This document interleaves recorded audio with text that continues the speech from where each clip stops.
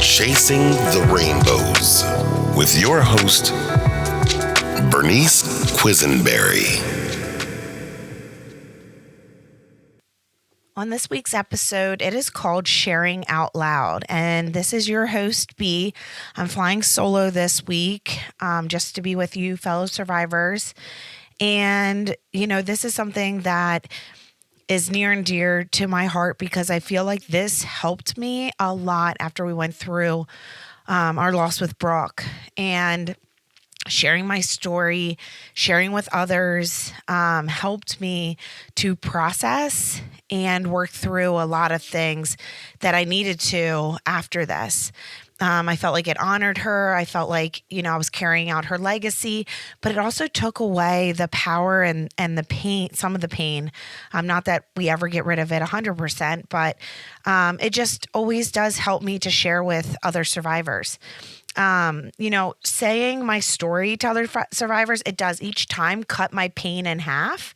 And not just because I'm saying it out loud or I'm vocalizing it, but it's also because I'm getting validation from others who are also living on the same, lifetime like grief journey and have experienced similar losses. And it's that feeling seen and heard instead of feeling like shut down from others or not feeling like I'm in a safe or secure place.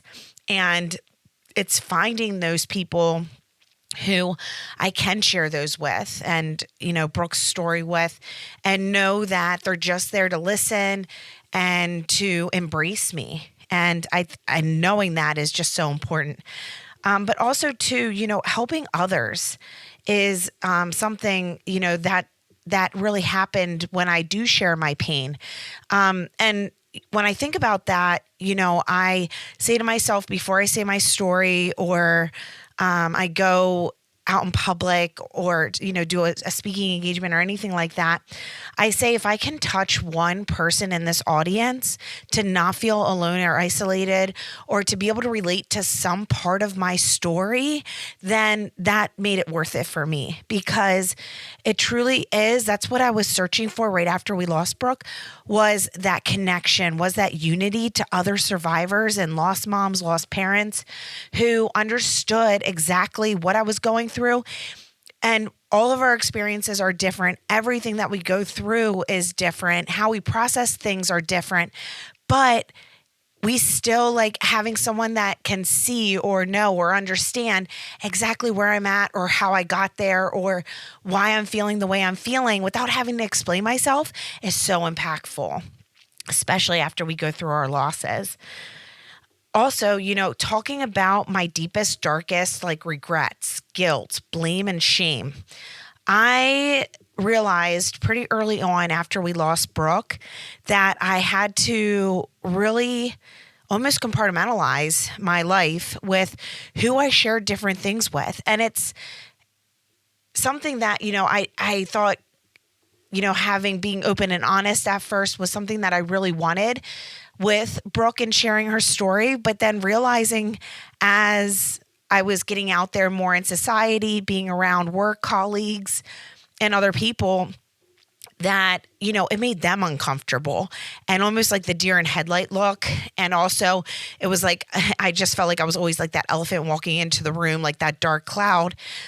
So I had to realize, okay, like I can only do this with certain people who understand or in certain situations. So that's when I realized who has gone through traumatic losses or can understand because they also, miscarried, had a stillbirth, infant loss or something like that. And that those were the people that I could then share these things with because others would say, because they didn't want to see you hurting and they didn't go through it.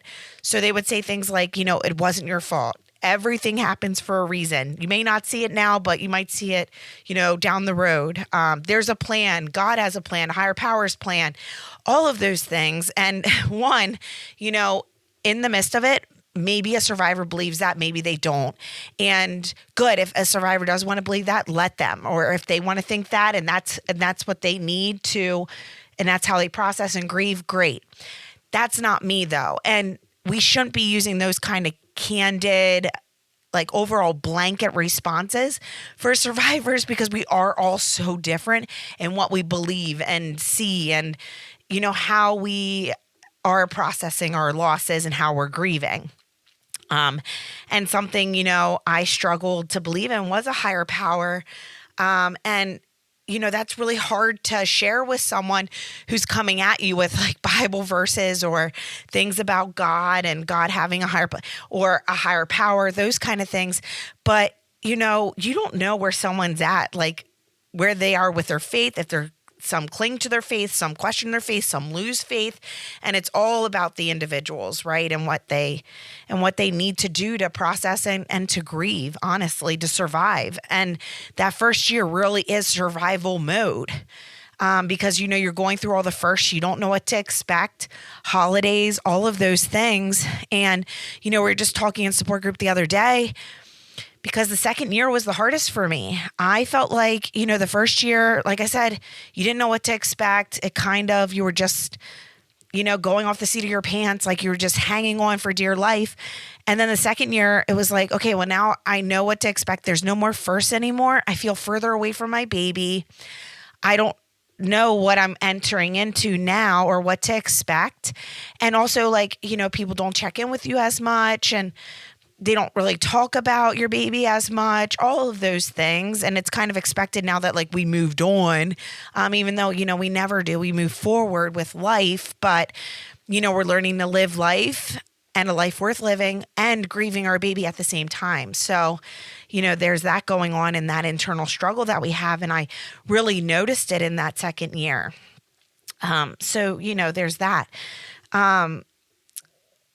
But there was like also things that, as I'm figuring out this life, there was like so many questions that I just had to get out and say and share out loud, because it was eating at me, right? And it was getting the power internally over me, where I would do like deep Google searches, deep dives on Google, Dr. Google, and only other like lost parents really understood why or how I thought like this or felt like this. And also, my therapist or, different professionals could understand or relate too. But there was like some really like deep, dark questions that I had to channel, couldn't, say them out loud to a lot of people, because I think they would look at me like really disturbing. But like, did I will this to happen, right? Was a big one for me. And I felt like, is it because I stressed about this or I worried about this? Did I cause this? If I could have seen this, or if I could have done this differently. And it was all these things. And, did I will this because I had these thoughts and these feelings when I'm pregnant?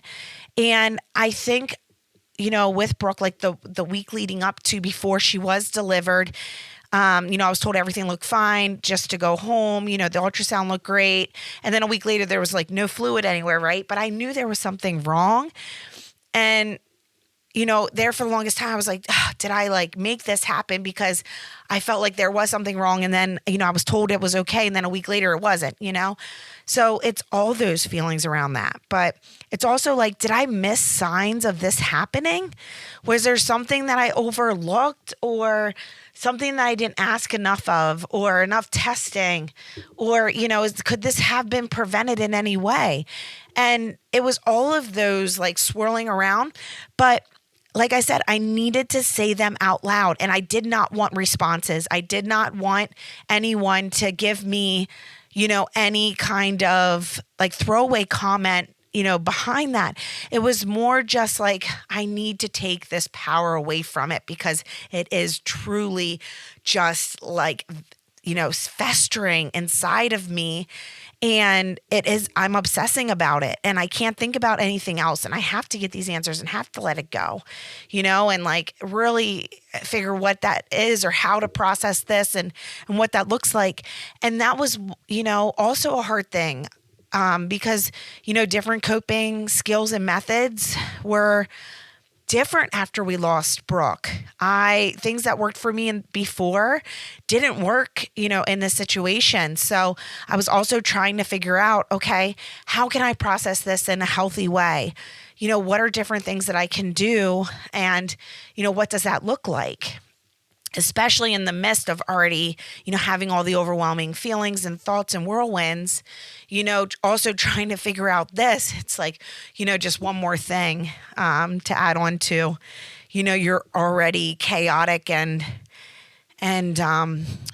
whirlwind of a mind going on. So, I really, those questions, that guilt, shame, and blame that fuel our traumas and fueled my trauma, definitely, those things, it was very hard. And I needed to learn how to process in the right ways, or with the right people, I should say. The acceptance of the loss is one thing where, I had to get to the point, okay, she's no longer here. I'm not going to have a life with her. I don't know if any listeners out there experienced, having nightmares or like dreams of, still having your baby here, and then all of a sudden waking up and realizing that's not our reality. But that was really hard on me. And so like once I got to the point of like accepting, that she no longer is ever, coming back, that I'm not pregnant, like all the things, right? And like almost reminding yourself, like, this is the new reality I have to live with. But it was also accepting, like, not having all the answers 100% around her delivery and her death, because we're never going to know exactly what happened or how we could have prevented it, or those woulda, coulda, shouldas that are all floating around in our head. And I'm telling you, I could like should all over myself all the time, because I'm like, I should have done this, or I should have done that, or, if this was different, and things, especially in, that first, year and two, really did eat at me. But taking the power of the guilt, shame, and blame, like as I say these things out loud, and knowing that it's in a supported environment with people who get it, is a whole different ball game. And that was something, realizing, okay, because I felt like every time, like as I mentioned, I was opening up in a group of people, or with individuals who haven't been through this, and I would get those throwaway comments, which had great intentions behind them.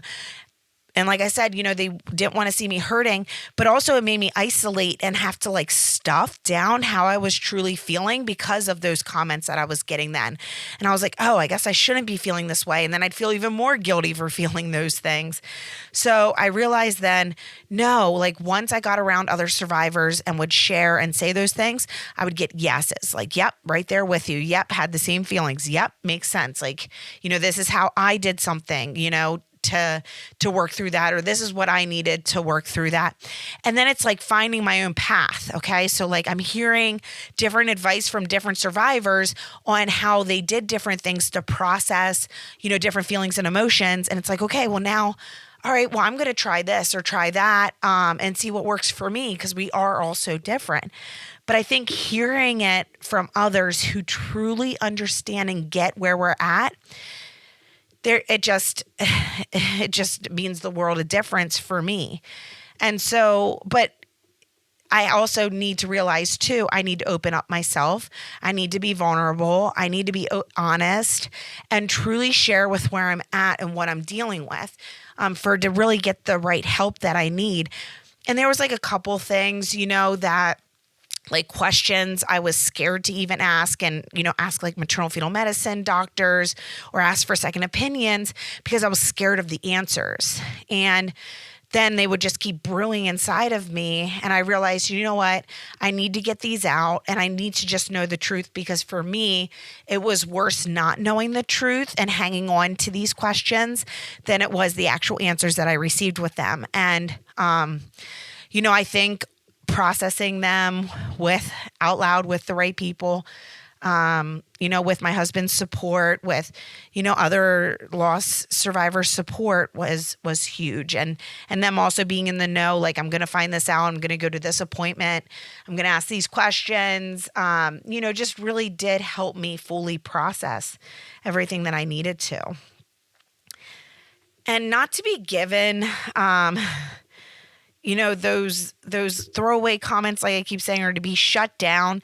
A lot of loved ones are like, oh, it's not your fault. Like, don't think like that, and those kind of things. But it's truly like voicing those deepest thoughts, fears, realities that we're living with, because they are consuming us, right? And to stop giving them that power. And to say it out loud was one thing. But then for me, what worked was journaling it down on paper. And at first, my journal entries, I never thought that I would, be a journaling person. In the past, I never really was one to be able to really write down my feelings. But in this situation and with losing Brooke, I would be able to write them down, put the journal away, and it almost like gave me a sense of relief, like, okay, because I started to write to her at first. And at first I was saying, and I still can't read these journal entries to this day, but saying how sorry I was that I wasn't able to keep her safe, in the womb, and that, I'm sorry that I wasn't able to save her and there was nothing I could do. And it was all those things and all those feelings. And like just saying them to her because, I would say them out loud at first and say them to different people. But then after a while, it was like, okay, I need to do something else. I need to do something more because it's not helping. And so that seemed to help, in that specific situation. Saying it to a therapist was also another way for me to process this and to really get it out in a non-judgmental, open environment, but with someone who says yes, and this makes sense because of this, and this is why, this, and then it's like, okay, then this all makes sense. Like, I'm not going crazy, I'm not experiencing anything that's out of the like normal, with grief, loss, and trauma. No, this is all like, typical or what can be expected. So it made me feel that sense of normalcy with it, if that makes any sense, because I've never had this tremendous of a loss, in my life before. Also by sharing my story out loud, as I mentioned in the beginning, like, you don't know who it's going to impact or who needs to hear it for the day or who needs to hear, your deepest, darkest regrets, like those feelings that you had, remorse, like guilt, shame, blame, that is either doing it to themselves right now, or has gone through it or is going through it, and they can't recognize it. And then they hear your story and it's like, yes, like they finally feel that connection. They feel that sense of unity to someone else that they've been yearning for. Because for me, like, I was really just looking for that after Brooke. Like, I just wanted to feel like people understood or got me with where I was, because I didn't know who I was. I didn't know, what I believed in, what life was, or what the future held after that, because everything just felt so unknown, and everything that I thought I knew, I questioned. And just feeling like that sense of out of control of like your body and the physical, mental, emotional, being that you're in, from, this grief and trauma. And, for as often, for example, as like miscarriage happens, right? Like 1 in 4, we know this, especially when this, it's not just a statistic, it's us, right? And we become that number. It's not talked about enough. It is truly a silent loss. And so when I posted on social media finally about Brooke's, delivery, and then also losing her, all these people came out and said like, me too, me too, me too. And, they also went through similar losses or, lost a baby and shared their experience with me. And I was like, wow, like, because there for a while, I was feeling so alone. I felt like, I only knew maybe 1 or 2 people that have been through losses. And for them to reach out and share their heart with me and, their gut-wrenching story, it was just like, thank you. I could not thank them enough. And each time, too, it was interesting because, as I got to know and, developed relationships, with different people who've been through this. It's like, it also does help, as I said, like us survivors to talk about our babies because we get to say their name. We get to honor them. We get to hold on to their legacy. But they're, in my opinion, like I'm also, Brooke is still helping others. And by her, by all of this and by me saying about her and what we've been through, and also, we were so blindsided by everything around her, delivery and her death that, if what I share, and being that like less than 1% of all these different things that just like happen to line up, with her, it's like, if I can help one person or, impact one person's life or, help to educate, to advocate, all those things for someone else, like that is what it truly is about.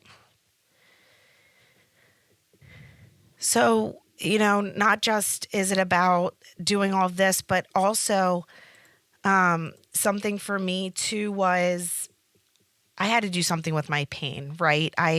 Especially that second year, it really was apparent to me, like, what else can I be doing or how else can I help or support, other fellow survivors out there, or what, like, could our society or what could we do more for this community, right? That we don't want to be a part of, but that we are and we become a part of for that unity and support. So for me, I poured my pain into, Chasing the Rainbows, or this nonprofit that I knew, I wanted to be a volunteer, wanted to give my time and service to other lost parents, especially right when they go through their losses, to be there, and that's why like helping out with the daily support groups, the peer mentors, the other services that we offer through, Chasing the Rainbows, because it really is tailored to fit survivor schedules. It's not about trying to make a time work, it's all about them finding what works for them. And so that was really important to me, like to do the service above self, because it took me out of my own grief, like my own whirlwind sometimes of events. And of course it, I needed to wait until I was, a little further out from my loss of Brooke, to get to a place where I felt confident in doing that, or felt like, I really could be of help or service to somebody else. But really that was for me it. And so volunteering has really helped me. And I get to say and carry on, in groups. And it's interesting when I have conversations with people and they say about, the support groups, or they just like always like you crying and being down and out. It's not like that at all. We're really just sharing life and life after loss and what it looks like and what we're living with. And we laugh, we have a good time, but we cry, we console, we're there for one another. And it really does come down to, how we are there for one another as we are figuring out our new life that we're given and what it looks like. And it allows us in that safe space to share about our baby and be able, or babies, and be able to talk about them. But also, all of these secondary losses that we experience from their loss, right? And coming together and really just normalizing the grief process, and that, day to day, hour by hour sometimes is so different and looks so different. And so just having others who understand and get us, it's far more impactful than anything else that, I've ever been able to be a part of in the loss community. And so I'm so grateful for that. And to have, other fellow survivors help me too. It helps me just as much to hear from them and what they do. We just celebrated Brooke's 3rd birthday, and I wasn't sure what it was going to look like this year, what we were going to do. And we decided to do biodegradable balloon release and have a birthday cake for her. And that's what we did this year. And I feel like that's something, we're going to continue to do. But it was based on hearing other survivors and how they celebrate, their birthdays or anniversaries of their babies and how they choose to do it, and trying to find our own way. And so, for us, that's what we chose to do, but it is coming together. And like I said, it's sharing out loud, and it's sharing all these different things that I never thought I would question as a person. But now here I am, not being able to trust my intuition, not being able to trust always, my opinion or where I'm at with different things. And I question everything now, from Brooke and that whole, the whole experience around it.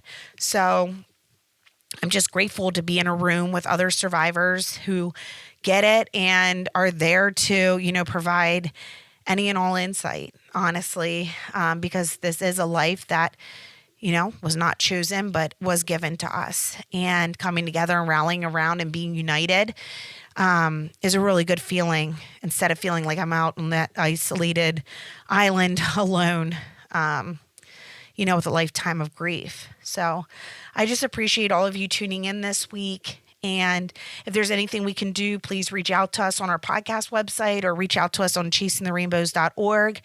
We are here to support and unite baby loss survivors across our nation. And thank you for tuning in. Please follow, subscribe to our podcast to help us reach more survivors. And we are always with you, infertility, miscarriage, stillbirth, and infant loss survivors. Until next time, thank you.